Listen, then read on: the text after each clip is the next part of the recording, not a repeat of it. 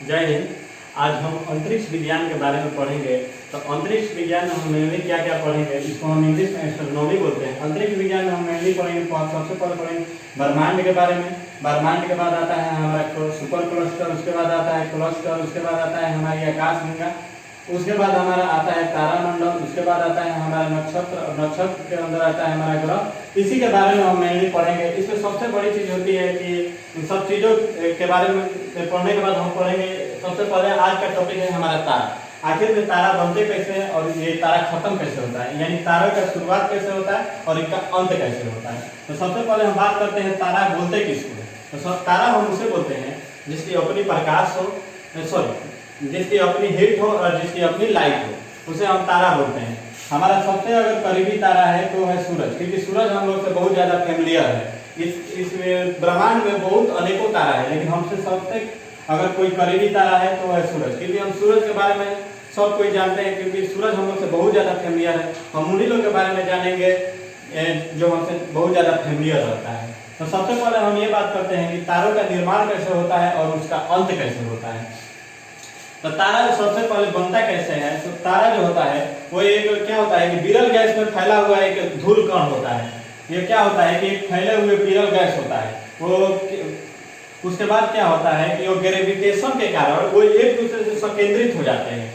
यानी क्या होता है कि जब ग्रेविटी उस पर लगता है तो एक दूसरे के करीब आने लगते हैं, और करीब आने लगता है तो जिसे हम निहारिका और इंग्लिश में नेबुला बोलते हैं। और जब ये करीब आएंगे तो इसमें क्या होता है, ऑटोमेटिक हीट उत्पन्न होगा और लाइट उत्पन्न होगा। अगर हीट और लाइट ऑटोमेटिक उत्पन्न हो गया तो ये क्या होता है कि ये फाइनली क्या हो जाता है, तारा हो जाता है। और ये तारा किस अवस्था में होता है, तो ये प्लाज्मा अवस्था में होता है। और इसमें क्या होता है, हाइड्रोजन से हीलियम में संलयन होता है। और ये कौन सा संलयन होता है, तो ये नाभिकीय संलयन होता है, जिसे हम तारा बोलते हैं। अब क्या होता है कि इसका क्या होता है कि जब 90% ईंधन जो है खत्म हो जाता है तो ये क्या करता है, अपना आकार बढ़ा लेता है, जिसे हम लाल दानव बोलते हैं। अब ये होता है कि तारों का अंत कैसे होता है। तो तारों का अंत दो तरह से होता है, एक होता है छोटे तारों का अंत, एक होता है बड़े तारों का अंत। तो छोटा तारा वो भी कितना छोटा है, तो जो सूर्य से 1.44 गुना अगर छोटा हो तो ये क्या होता है कि ये सबसे पहले श्वेत बामन बनता है,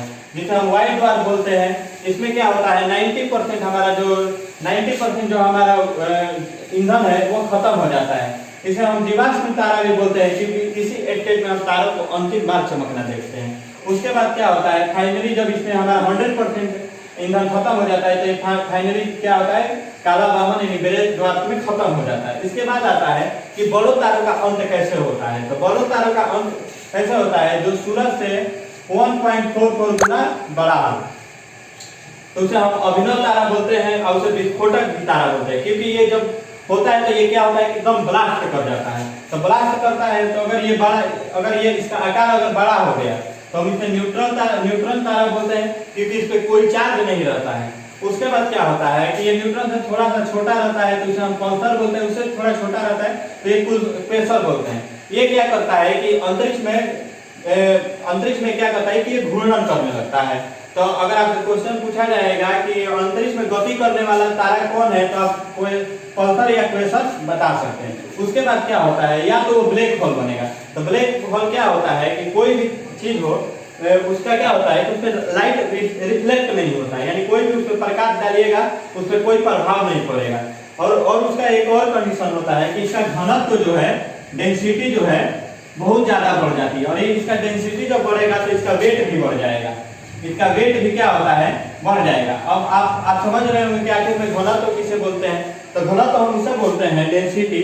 मान लेते हैं कि कोई एक गिलास हो, अगर उसको हम कुछ के इतना बड़ा छोटा सा एक क्या बोलते हैं इतना बड़ा अगर कर दे तो क्या होगा, वो हमको भारी लगेगा, और भारी लगेगा तो क्या इसमें वेट भी बढ़ जाएगा और इसका डेंसिटी भी बढ़ जाएगा।